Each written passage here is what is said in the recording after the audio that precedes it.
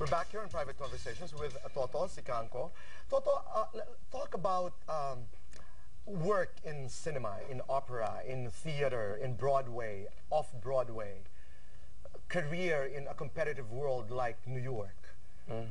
How do you want me to answer that? I don't know, but how is it? I mean, is competition really stiff? I mean, let's talk about Broadway first. Well, you know, Broadway is tough. It's tough. Really tough. I mean, how do you get into it? I mean, do you have to know a director, an agent? How? Yes, I know a director. The way I got into it was that I had a show that transferred to Broadway from regional.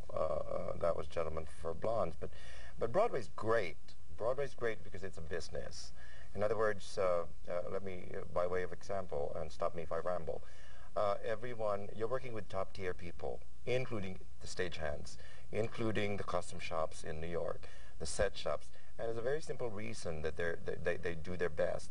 Because if the show is successful, then it runs forever. Forever. And that translates into employment, you see. Food on their table. So they're really crackerjack crew. That's what I love about Broadway. Top musicians, top actors, top talent.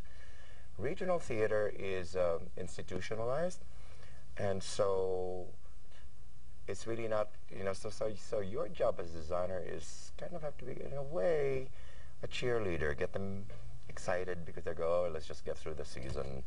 You know what I mean? They go, let's just get through this season. All right, what's next? And so you come in and hopefully excite them with your designs. That's what I mean about being a cheerleader. And there's a major difference between doing Broadway and an opera, for example. Oh yeah, opera is very grand. Grand. And you like that? I know. I like opera. I love opera. I love designing opera because you're expected to perform in opera. I mean, people pay a lot of money to it, so they want spectacle or heightened scenery and costumes. Opera, what amuses me about opera is you know, the ritual of it all. Like, I almost feel like I'm expected to be a diva when I'm in opera. Like I said, what do you want me to wear a cape? What?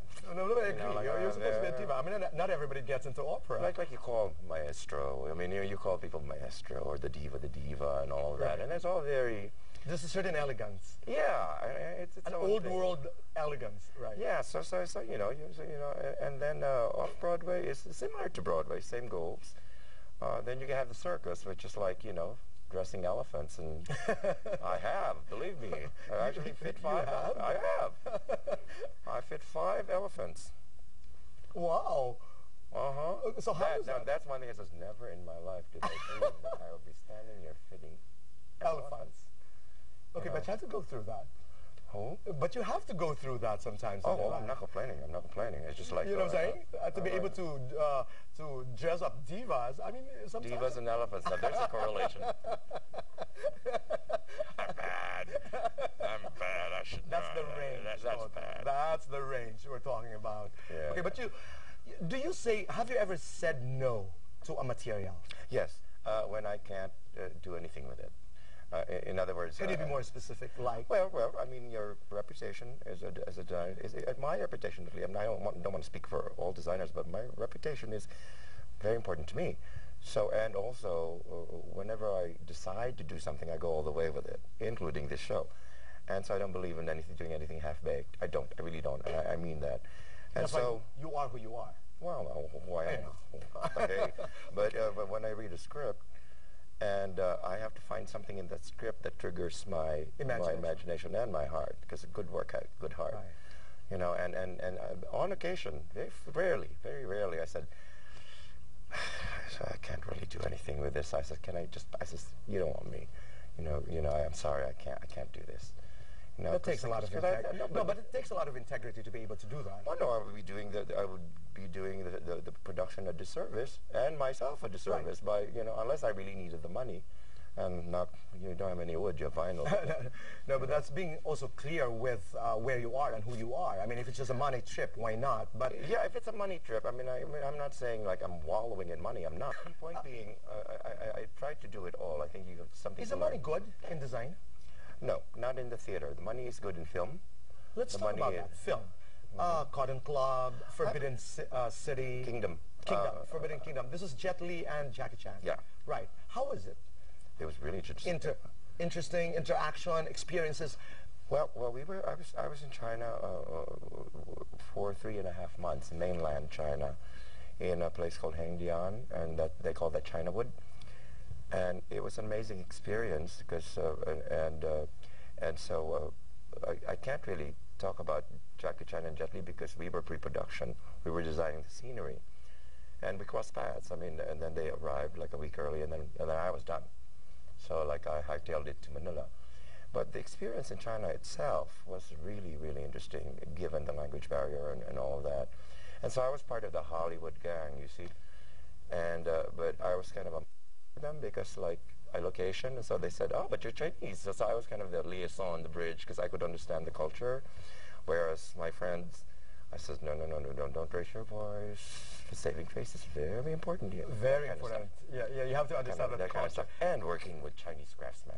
Yes. Was really amazing. You can't raise your voice, you can't shout because, No. you know, they cannot lose face. No. Even in diplomatic relations, I mean, people remember that. Exactly. Remember that. And you know, sometimes other cultures, you know, for the sake of being able to just work and produce results, I mean, wouldn't care about, you know. It's an Asian thing too. It is. Okay, but does cinema pay better? Oh yes.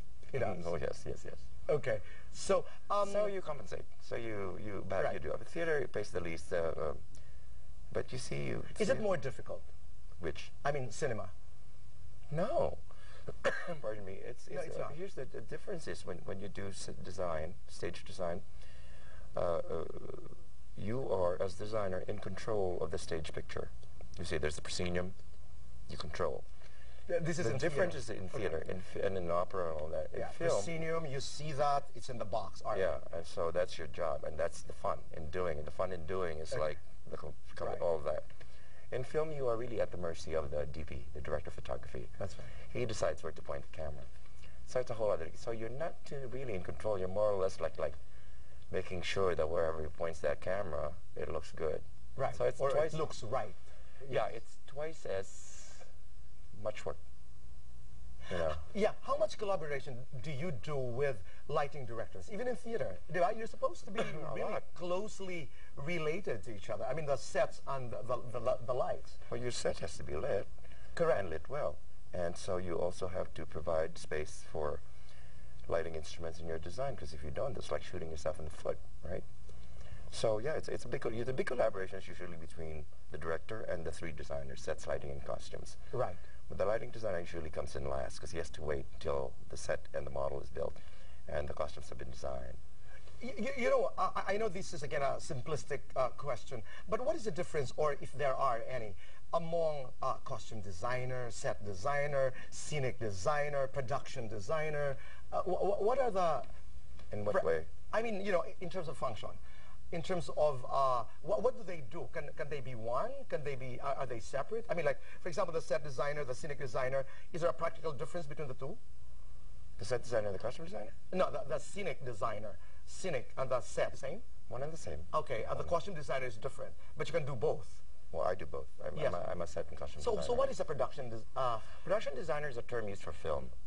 All right. It's a film term. And It is. The film term, the designer is called production designer. We never use production designer in the theater. But strangely enough, they use the same term for the circus. In the theater, at least as practiced in New York, your billing is scenic designer or set designer and costume designer. All right. So it's semantics. What would make you design for a local production?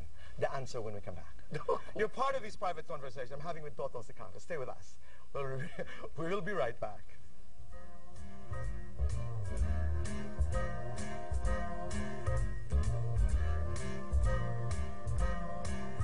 I've got you under my skin. I've got you deep in the heart of me. You're so deep in my heart that you're really a part of me. And I've got you under my skin. I've tried so not to give in. You know, I said to myself, this affair ain't gonna go so well. But why should I try to